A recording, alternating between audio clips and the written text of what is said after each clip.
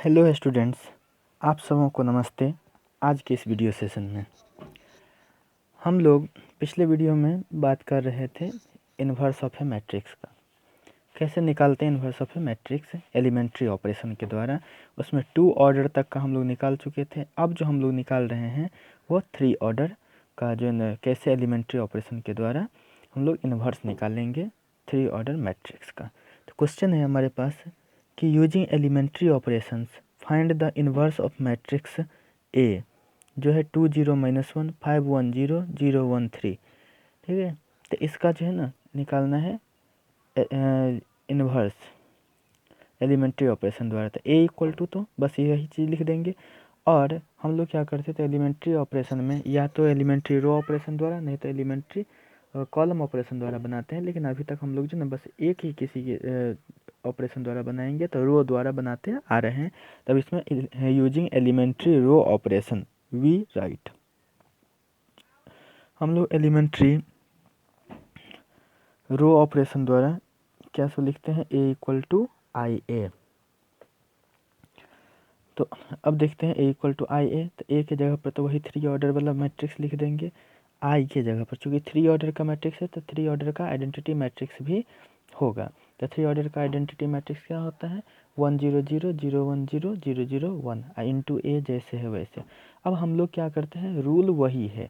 ठीक है, कि उसमें हम लोग क्या करते हैं कि ए इक्वल टू आई ए से चलते हैं और इस पर ऑपरेशन हम करते चले जाते हैं और तब तक ऑपरेशन करते रहते हैं जब तक ये लेफ़्ट साइड वाला जो यह ए है वह आई में न बदल जाए। यानी कि यह ए जो है ये तब तक जो है ना हम लोग ऑपरेट करते रहते हैं इसको एक एक एलिमेंट को जब तक कि आई में ना बदल जाए। और आई में बदलने वाली बात है तो आई में बदलने का मतलब क्या, फिर से वही बात कि यहाँ पर 1 0 0 0 1 0 0 0 1 लाना है।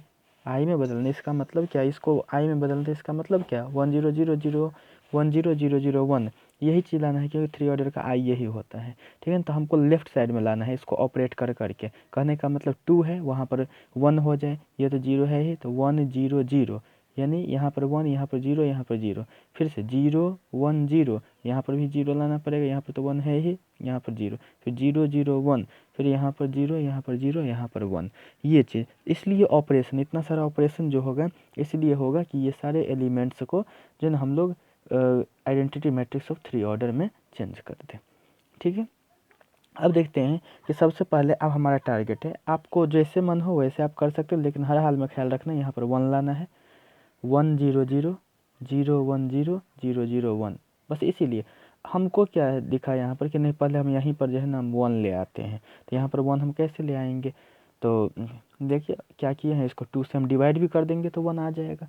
तो 2 से डिवाइड कर रहे हैं तो अप्लाइंग R1, आखिर ये एलिमेंट है कहाँ का, फर्स्ट रो का है। रो ऑपरेशन तो इसलिए केवल रो की बात करेंगे, है तो ये कॉलम में भी, लेकिन यहाँ पर रो ऑपरेशन की बात करें तो केवल रो में हम देखेंगे ये एलिमेंट किस रो का, फर्स्ट रो का। अब फर्स्ट रो में इसको 1 लाना है तो इसलिए क्या किया है, कैसे आएगा 2 से डिवाइड कर दिए हैं तो R1 tends to R1/2 we get.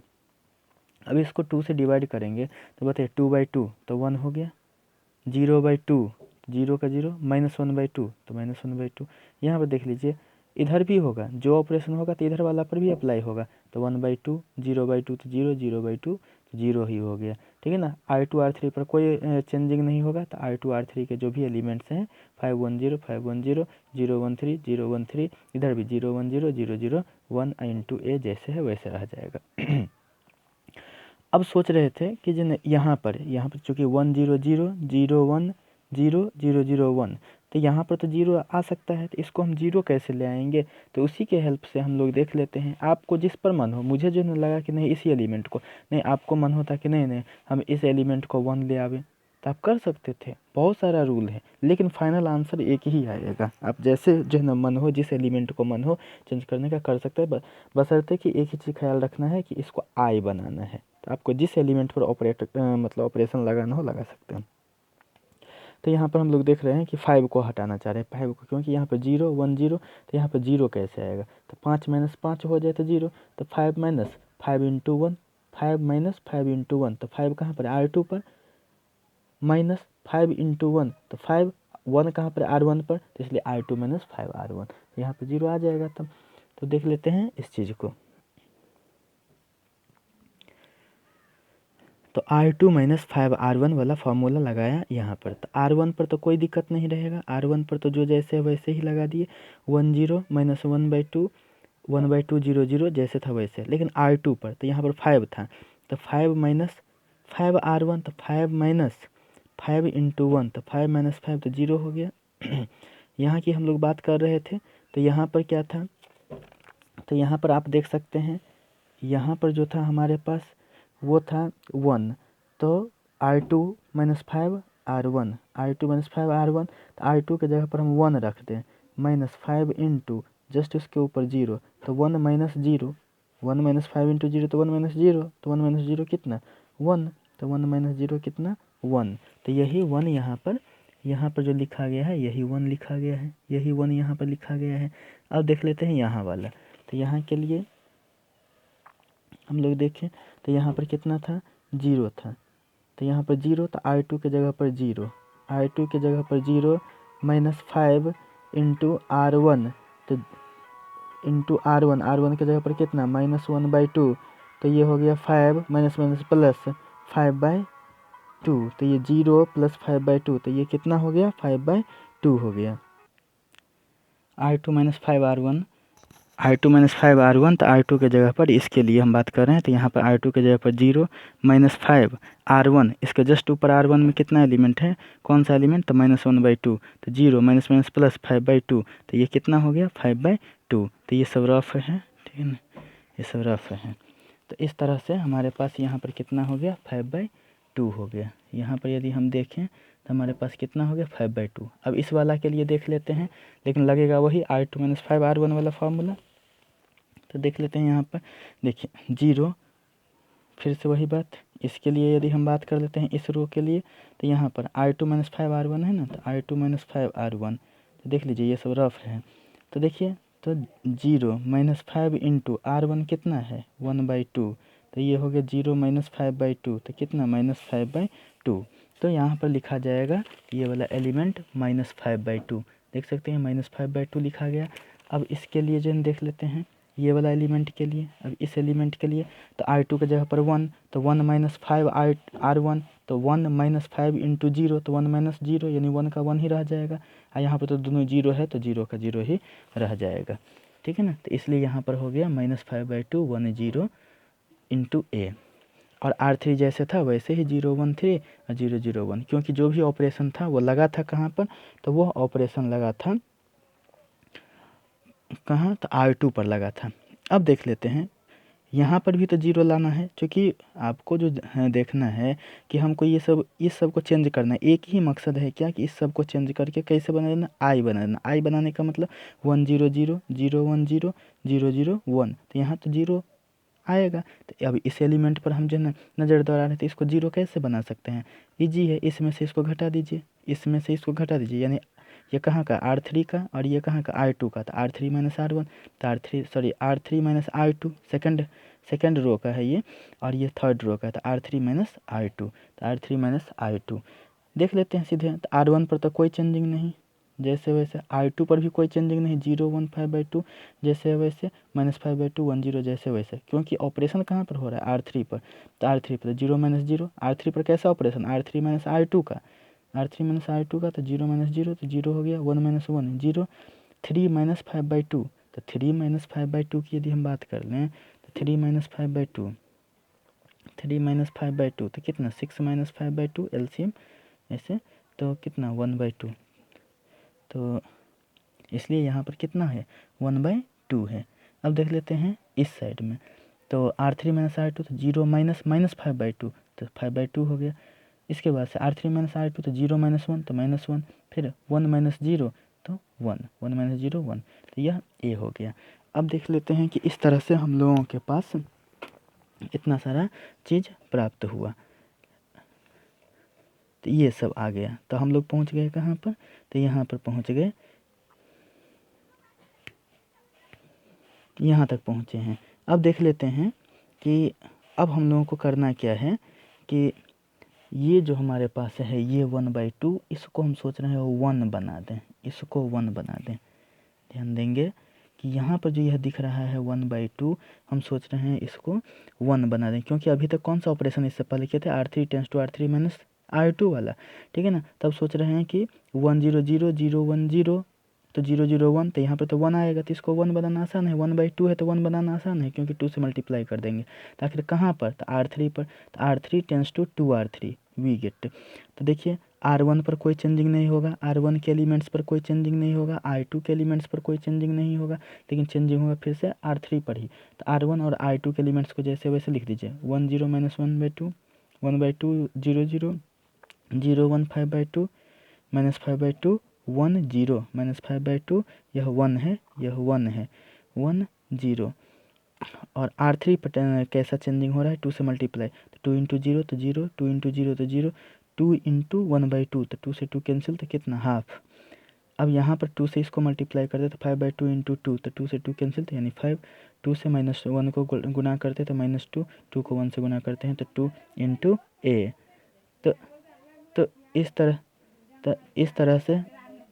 तरह से जो है ना हम लोगों को यहाँ पर पता चला, ठीक है ना। अब क्या करते हैं, 1 0 0 0 1 0 0 0 1, अब क्या है 1 0 0, अब यहाँ पर 0 लाना है, तो देख लेते हैं 0 लाना है, तो ये कहाँ का एलिमेंट है, कहाँ का, R1 का, तो R1 पर अब इसको 0 ले आ सकते हैं। आप चाहते हैं कि नहीं सर हम यहीं पर जो है ना 0 ले आएंगे, आप वहाँ पर भी ला सकते थे, कोई दिक्कत नहीं, मुझे यहाँ पर है इसलिए तो मैंने इंडिकेट कर दिया कि देखिए यहाँ पर इस चीज़ को हम इंडिकेट कर रहे हैं, -1/2 को 0 लाना है। तो कैसे आएगा -1/2 0, तो वह तब आएगा -1/2 जब यहाँ पर +1/2 आ जाए, -1/2 है तो +1/2 आ जाए, ठीक है ना, तो यह 0 हो जाएगा। तो अप्लाइंग R1, क्योंकि R1 पर है -1/2, तो R1 tends to R1 plus half R3 कर देते, क्योंकि यहाँ पर 1 है, ठीक है।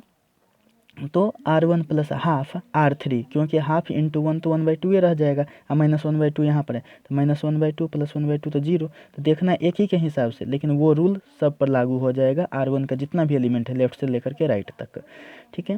तो अब जो है देख लेते हैं यहाँ पर कि applying R1 tends to R1 plus half R3, तो R1 पर हाफ R3, तो देखिए R1 की जगह पर 1, ध्यान देंगे कि 1 प्लस हाफ R3, यहाँ पर कितना 0 है, हाफ प्लस देखिए यही R1 है, प्लस 1/2 R3 है, तो 1/2 R3 है, तो देखिए R1 की जगह पर 1, R1 की जगह पर 1 प्लस हाफ R3 यहाँ पर जस्ट इसके नीचे 0, तो हाफ प्लस 0 तो कितना 1, तो देखिए तो यहाँ पर 1 लिखा गया है।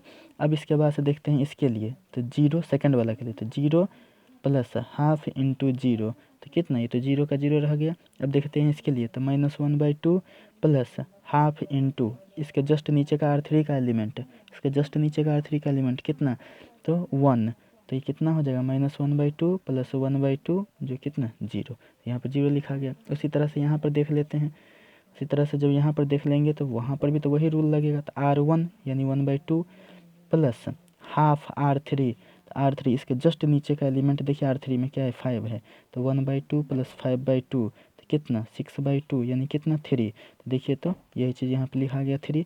अब देख लेते हैं इसके लिए कितना है 0, R1 का वैल्यू कितना है यहाँ पर 0, ठीक है ना, प्लस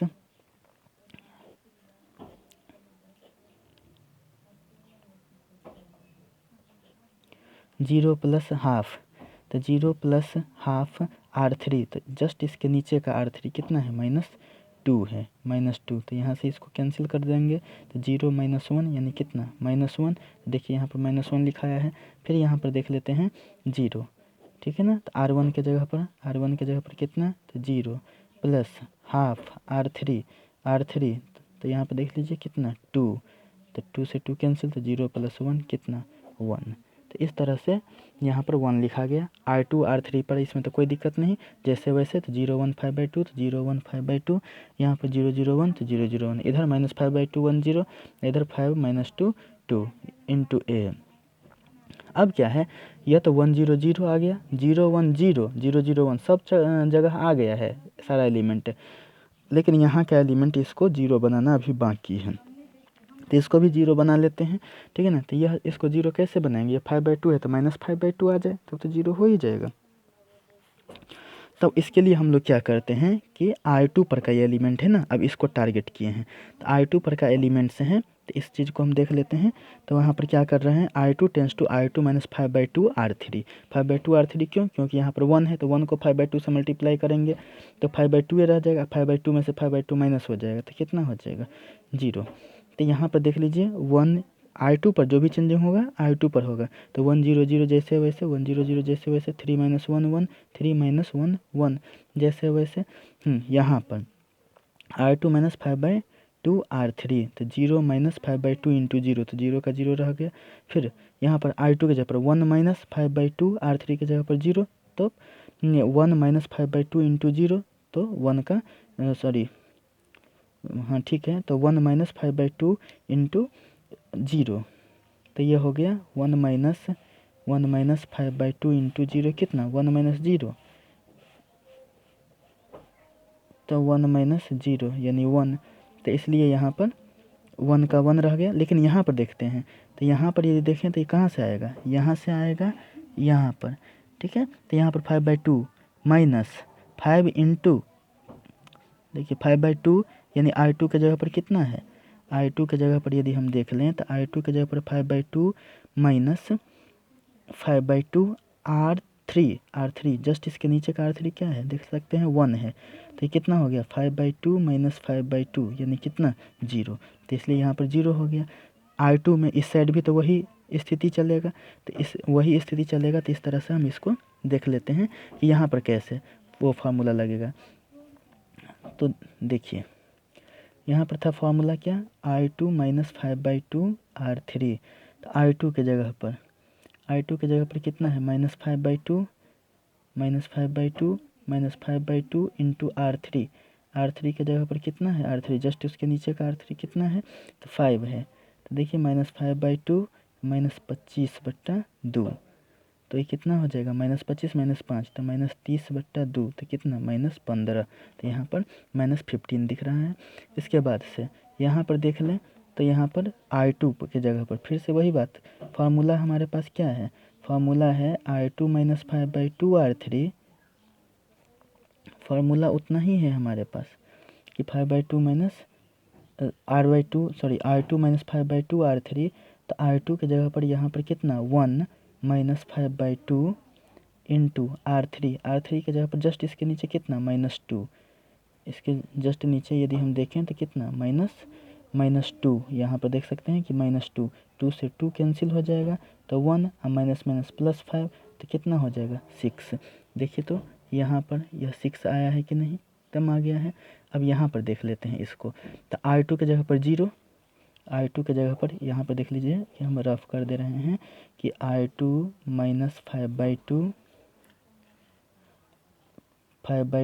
R3, I2 के जगह पर यहाँ पर कितना है, तो I2 के जगह पर देख सकते हैं 0 है और माइनस 5/2 R3 जस्ट उसके नीचे देखिए, इसके नीचे ये कितना है 2 है, तो 2 से 2 कैंसिल, तो 0 - 5 तो कितना -5, तो इस तरह से यहाँ पर जो आप देख रहे हैं कितना आ गया -5 आ गया। तो ये ऑपरेशन हो गया। R3 पर तो कोई दिक्कत नहीं है, तो 0 1 1, तो 0 1 1 लिखा गया है। 5 - 2 देख सकते हैं 0 1 1 जैसे था वैसे लिखा गया 0 1 1, 5 - 2 2, तो 5 - 2 2 इंटू ए, ये इस तरह से हो गया। अब इसको यदि हम देखते हैं तो यह क्या है 3 ऑर्डर का आइडेंटिटी मैट्रिक्स, और एक नया मैट्रिक्स हो गया जिसको बी कह रहे हैं, और ए तो जैसे था ऐसे ही। तो ए इक्वल टू आई ए से चले थे और पहुंच गए आई इक्वल टू बी ए पर, यही तो कहता है इन्वर्सिबल मैट्रिक्स एलिमेंट्री ऑपरेशन में कि ए इक्वल टू आई ए से चलिए आई इक्वल टू बी ए पर पहुंच जाइए, तो उस टाइम जो बी होगा वही ए इन्वर्स होगा, यानी A inverse equal to B, और बी के जगह पर इसी चीज़ को लिख दीजिए, यही आंसर हो गया। अब एक और क्वेश्चन है हमारे पास कि if A equal to 1 1 1 1 1 1 1 1 1 prove that A to the power n equal to 3 to the power n - 1 3 to the power n - 1 3 to the power n - 1 3 to the power n - 1, इस सब में सारा एलिमेंट्स जहाँ पर n belongs to natural number, यानी कि n जो है स्मॉल n जो है नेचुरल नंबर, यानी 1 2 3 4, तो कहा गया कि नेचुरल नंबर जब n रखेंगे तो लेफ्ट साइड और राइट साइड दोनों इक्वल होना चाहिए, ठीक है ना। जब n इक्वल टू 1 रखे तो दोनों साइड इक्वल होना चाहिए, n इक्वल टू 2 रखेंगे तो दोनों साइड इक्वल होना चाहिए, n इक्वल टू 3 रखेंगे तो दोनों साइड इक्वल होना चाहिए, 4 रखेंगे तो दोनों साइड इक्वल होना चाहिए। यदि ऐसा होता है तो इसका मतलब ये प्रूव्ड हो जाएगा यहाँ से सारे नेचुरल नंबर के लिए, ठीक है। तो इस तरह के क्वेश्चन को दो तरीके से बनाते हैं। इसको मेनली बनाते हैं हम लोग प्रिंसिपल ऑफ मैथमेटिकल इंडक्शन, लेकिन प्रिंसिपल ऑफ मैथमेटिकल इंडक्शन भी वही चीज़ है, वो जनरल फॉर्म होता है, लेकिन उसी को हम यहाँ पर क्या करते हैं तो n के वैल्यू को पुट करते चले जाते हैं। तो देखिए इसके लिए हम लोग जो है ना अपने तरीक़ा से इसको बना लेते हैं, क्योंकि यह भी कहीं ना कहीं प्रिंसिपल ऑफ मैथमेटिकल इंडक्शन का ही यह रूप है। तो अब देख लेते हैं ए जैसे था वैसे। अब क्या करते हैं ए स्क्वायर भी निकाल ही लेते हैं। तो ए स्क्वायर का मतलब कितना, ए इंटू ए, तो ए इंटू ए मल्टीप्लाई तो आता होगा। कैसे करते हैं हम लोग मल्टीप्लाई, फर्स्ट रो से तीनों कॉलम को, फर्स्ट रो से तीनों कॉलम को मल्टीप्लाई करते चले जाते हैं, ठीक है ना। फिर सेकंड रो से तीनों कॉलम को, तो ये तीनों आ जाएगा। थर्ड रो से तीनों कॉलम को मल्टीप्लाई करेंगे तो ये आ जाएगा। मल्टीप्लिकेशन पर खूब चर्चा हो चुकी है। तो इस तरह से हमारे पास ये सब जो है ना आ गया कितना 1 + 1 + 1 यानी 3 3 3 3 3 सब में 3 3 3 आ गया। अब हम क्या करते हैं, चूँकि नेचुरल नंबर के लिए कहा जा रहा है कि आप इसको प्रूफ कीजिए। देख सकते हैं क्वेश्चन कि नेचुरल नंबर, कैपिटल एन का मतलब नेचुरल नंबर, नेचुरल नंबर के लिए प्रूफ कीजिए कि इतना बराबर इतना। तो एक बार देख लेते हैं n इक्वल टू 1 रख करके। तो n इक्वल टू यदि 1 रखते हैं तो a का पावर n, LHS में क्या था a का पावर n, तो a का पावर n का मतलब a का पावर 1, a का पावर 1, ठीक है ना। तो यानी कि a कितना था जो 1 1 1 1 1 1 1 इस तरह से था, ठीक है ना। तो वह तो a के बराबर आया, यानी LHS RHS वह इक्वल हो गया। यानी a का पावर 1 का मतलब कितना a, और a कितना दिया हुआ है 1 1 1 1 1 1 1, यानी 9 एलिमेंट्स 1 है। इसका मतलब क्या हो गया, n इक्वल टू 1 के लिए ट्रू हो गया, ठीक है ना। तो यानी कि आप ऐसा लिख सकते हैं कि it is true for n equal to 1, n equal to 1 के लिए ट्रू है। फिर अब n इक्वल टू 2 रखते हैं। जब n इक्वल टू 2 रखते हैं तो LHS में क्या था a का पावर n, a का पावर n का मतलब a का पावर 2 यानी a स्क्वायर का मतलब a इंटू a। आप निकाल करके देख लीजिए इतना। तो n का वैल्यू 2 रखने पर इतना आया, और संयोग से वहाँ पर भी जो a स्क्वायर निकाले हुए हैं ऊपर में, यहाँ पर भी a स्क्वायर निकाले हुए हैं, यहाँ पर a स्क्वायर, तो वह भी इतना आया है। तो कहने का मतलब a स्क्वायर जब निकाले हुए हैं वो भी उतना, और यहाँ पर n का वैल्यू पुट करने पर n का वैल्यू देख सकते हैं, n का वैल्यू जो है ना आपने पुट किया है तो n का वैल्यू कितना हो जाता, फिर से ध्यान देंगे यहाँ पर यह a स्क्वायर है, तो इधर से तो यह a स्क्वायर हो गया। अब यहाँ पर आपके पास कितना था 3 का पावर n-2, तो 3 का पावर देख सकते हैं 2 - 1, फिर से 3 का पावर 2 - 1, 3 का पावर 2 - 1, देख सकते हैं 3 का पावर 2 - 1, 3 का पावर 2 - 1, 3 का पावर 2 - 1, 3 का पावर 2 - 1, 3 का पावर 2 - 1, 3 का पावर 2 - 1, तो आखिर हुआ कितना 3 का पावर 1, 3 का पावर 1, 3 का पावर 1, 3 का पावर 1, 3 का पावर 1, 3 का पावर 1, 3 का पावर 1, 3 का पावर 1, 3 का पावर 1। तो आखिर यह लिखाएगा कैसे, तो फिर से तो वो तो वही ना बात हो गया 3 3 3 3 3 3 3 3 3, ये ऐसे हो गया। और ये किसका वैल्यू था ए स्क्वायर का। कहने का मतलब क्या हो गया कि ए स्क्वायर का यह वैल्यू क्या आया था कि नहीं, यहाँ से देख लेते ए स्क्वायर का वैल्यू वही आया था, और यहाँ पर n का वैल्यू जब हमने 2 पुट किया तो पर भी वही आया। इसका मतलब क्या कि यह भी ट्रू हो गया, ठीक है ना। तो हम लोग जो है यहाँ पर लिख सकते हैं कि it is true for n equal to 2। यह ट्रू है किसके लिए, n इक्वल टू 2 के लिए। तो n इक्वल टू 1 के लिए भी ट्रू हो गया, n इक्वल टू 2 के लिए भी ट्रू हो गया। Here a to the power n इतना is valid for all n belongs to n, यानी कि सारे नेचुरल नंबर के लिए वैलिड हो गया। इस आधार पर हम कह दिए कि ये सारे नेचुरल नंबर के लिए वैलिड हो गया। तो इस तरह से हमारा ये क्वेश्चन जो है ना प्रूव्ड हो गया। यहाँ पर हम जो है ना फार्मूला में यदि लगाते, ध्यान दीजिए यहाँ पर यदि हम फार्मूला में लगाते तो a to the power n equal to क्या था 3 टू द पावर n - 1, तो 3 का पावर 1 - 1, 3 का पावर n - 1, 3 का पावर n - 1, 3 का पावर n - 1, यानी कि 1 - 1 1 - 1 1 - 1, क्योंकि n का वैल्यू आपने 1 रख रखा है ना। तो 3 का पावर 1 - 1, 3 का पावर 1 - 1, फिर से 3 का पावर 1 - 1, 3 का पावर 1 - 1, 3 का पावर 1 - 1। यदि आपने ऐसा कर दिया तो इसका मतलब क्या हो जाएगा, सब में 3 का पावर 0, 3 का पावर 0, 3 का पावर 0, 3 का पावर 0, 3 का पावर 0, 3 का पावर 0, 3 का पावर 0, 3 का पावर 0, 3 का पावर 0।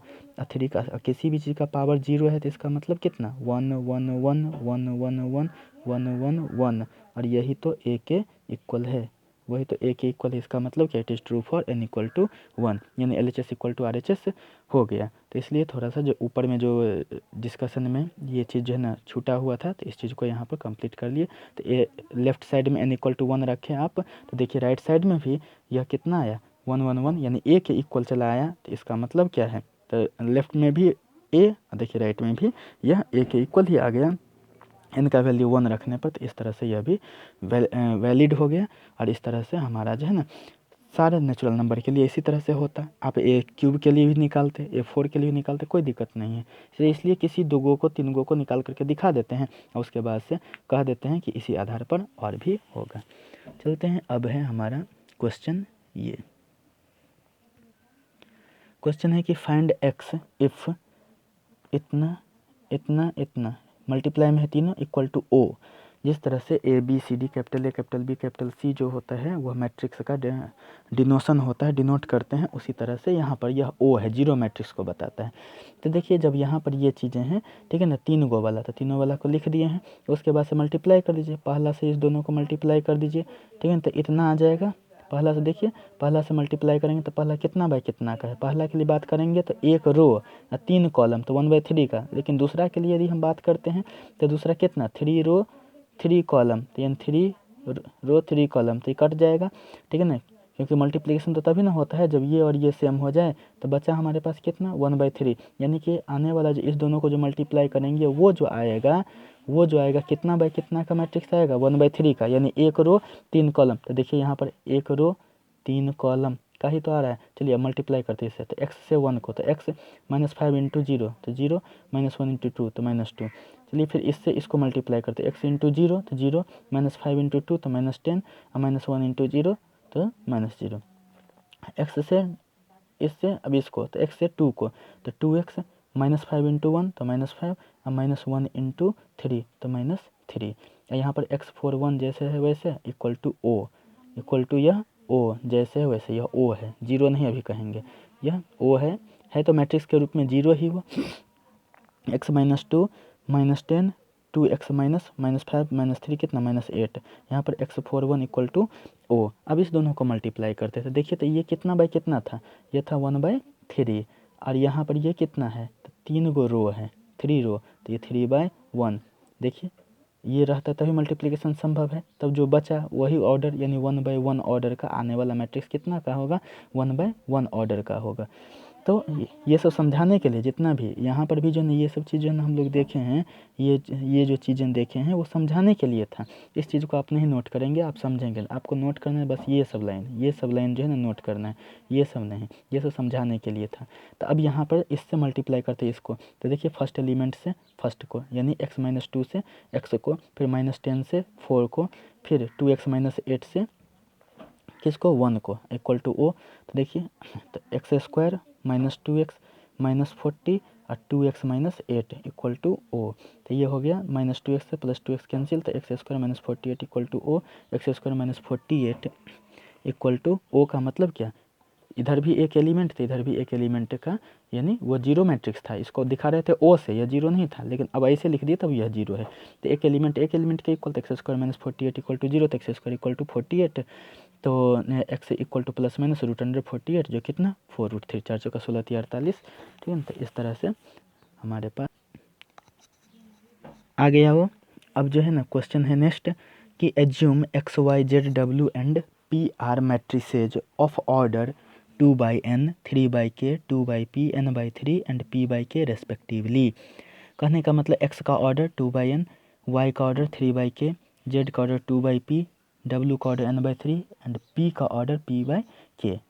यहाँ पर कैपिटल P है, यहाँ पर स्मॉल p है, रेस्पेक्टिवली मतलब क्रमशः। फर्स्ट में if n equal to p, first में है 2 क्वेश्चन आएगा इसमें, if n equal to p then the order of the matrix 7x -5z is. तो 7x -5z का जो ऑर्डर क्या होगा, 4 गो ऑप्शन है, इस चारों में से कौन सा होगा। सेकंड में है the restriction of and p so that py plus wy will be defined are, 4 गो ऑप्शन है, k equal to 3, p equal to n, k is arbitrary. Arbitrary का मतलब होता है स्वचयनित, मतलब अपने मन से लिया गया कोई कांस्टेंट, स्वचयनित, arbitrary. p equal to 2, p is arbitrary, k equal to 3, k equal to 2, p equal to 3। यानी ये सब ऑप्शन है, इसमें से कौन सा होगा, इसी सब चीज़ को हम लोगों को देखना है। तो अब देखते हैं यहाँ पर कि कैसे कैसे। सबसे पहले जो चीज़ गिवन था, आपने क्वेश्चन में देख लिया है कि जो भी चीज़ गिवन था, यहाँ पर देखिए x का था 2/1 ऑर्डर, y का था 3/k ऑर्डर, z का था 2/p ऑर्डर, w का था n/3 ऑर्डर, p का था p/k ऑर्डर। फर्स्ट में एक चीज़ तो आपको मालूम है कि ये चीज़ गिवन था, फर्स्ट वाला क्वेश्चन में देख लीजिए। पहले ये कि if n equal to p लिख लेते हैं, क्या फ़र्क पड़ता है। अब देखिए वहाँ पर हम लोगों को दिखाना था 7x माइनस 5z का ऑर्डर। तो सबसे पहले 7x का ऑर्डर क्या होगा, तो जो x का ऑर्डर है वही 7x का ऑर्डर, तो इसलिए x का ऑर्डर था कितना, तो 2/n का, तो इसलिए 7x का भी ऑर्डर 2/n का होगा। फिर देख लेते हैं 5z का, तो z का ऑर्डर था 2/p का, तो इसलिए 5z का भी ऑर्डर होगा 2/p का। अब दो मैट्रिक्स को, यानी 7x और -5z, कहने का मतलब क्या, इसका सब्ट्रैक्शन तभी होगा जब दोनों का ऑर्डर सेम होगा।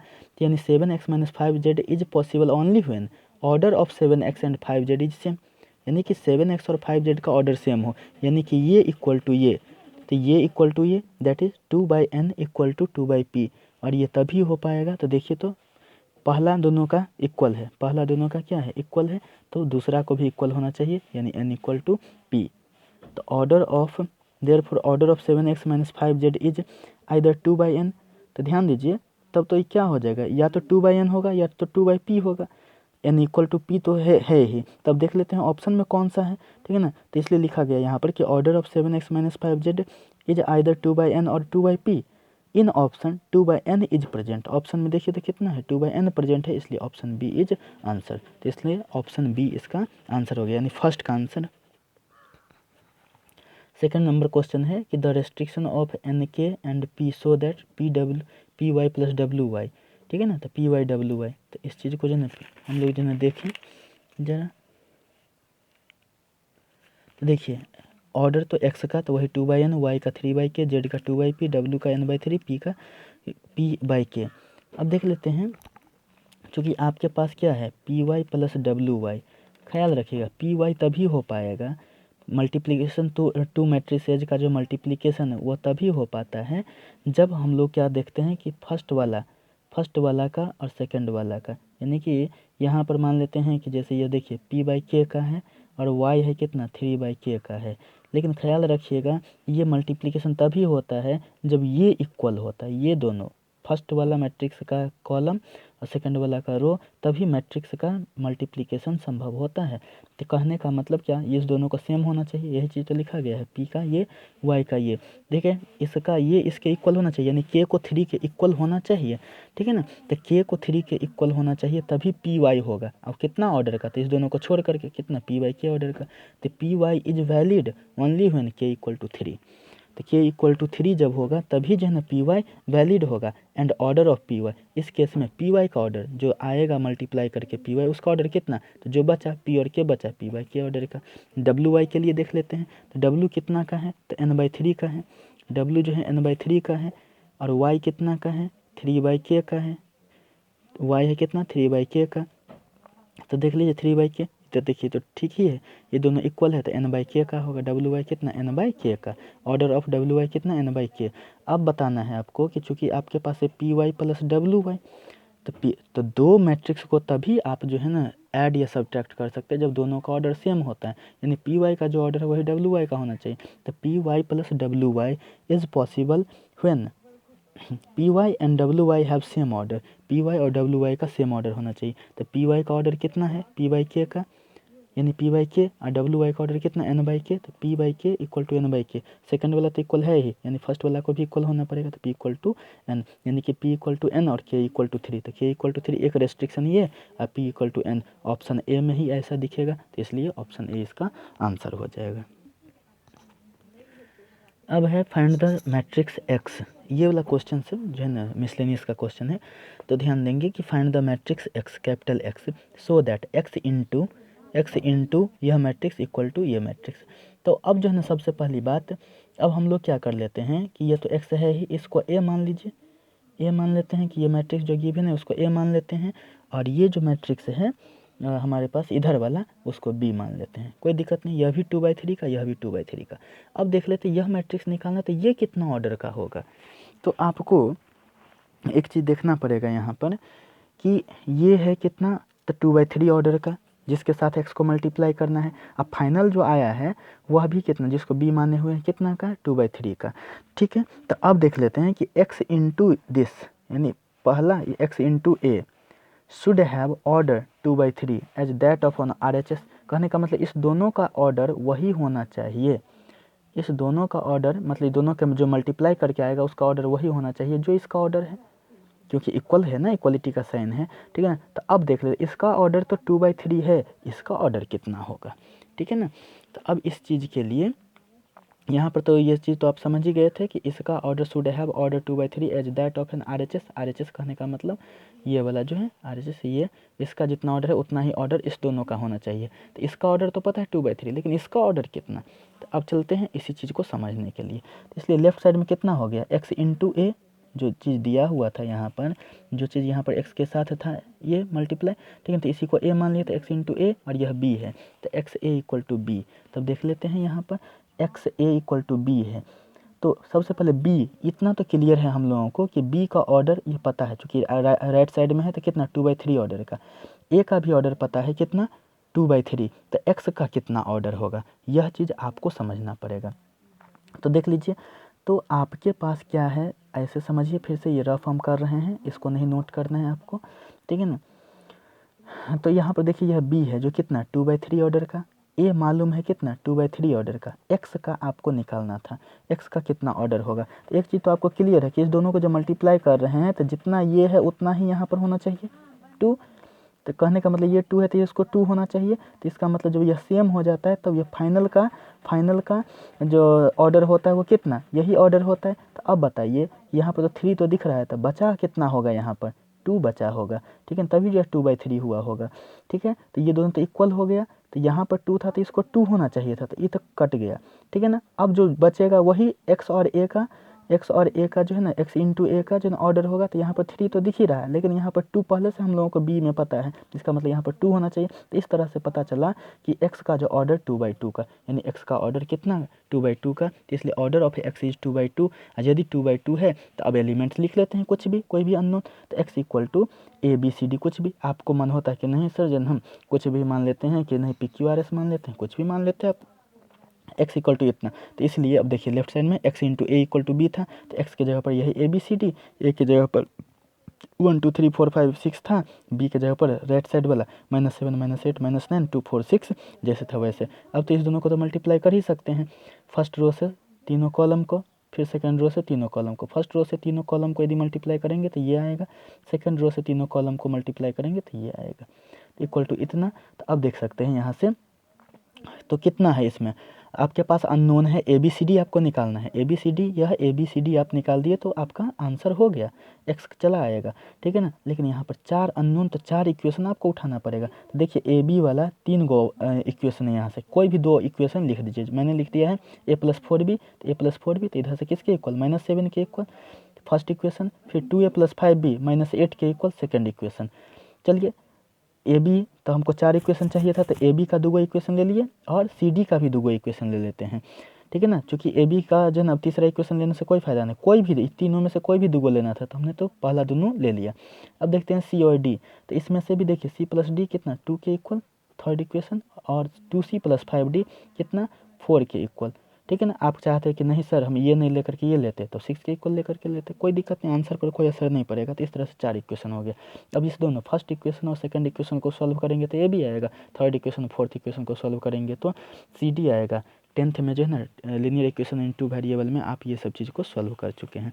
तो देख लेते हैं यहाँ पर, अब पहले A और B के लिए तो इक्वेशन फर्स्ट और सेकंड को हम लोग सॉल्व करते हैं। तो equation 2 minus equation first into 2, तो इक्वेशन 2 तो 2a + 5b इक्वल टू -8 था, और इक्वेशन 1 को 2 से मल्टीप्लाई करते हैं तो इक्वेशन 1 जो था हमारे पास a + 2b इक्वल टू -7, तो 2 से मल्टीप्लाई करते हैं तो 2a + 4 दूनी 8 इक्वल टू -14, -7 गुने 2 तो -14, इससे माइनस कर देंगे तो यहाँ पर 5b - 8b इक्वल टू -8 + 14 तो कितना 6, तो यह -3b इक्वल टू 6, तो b इक्वल टू -2।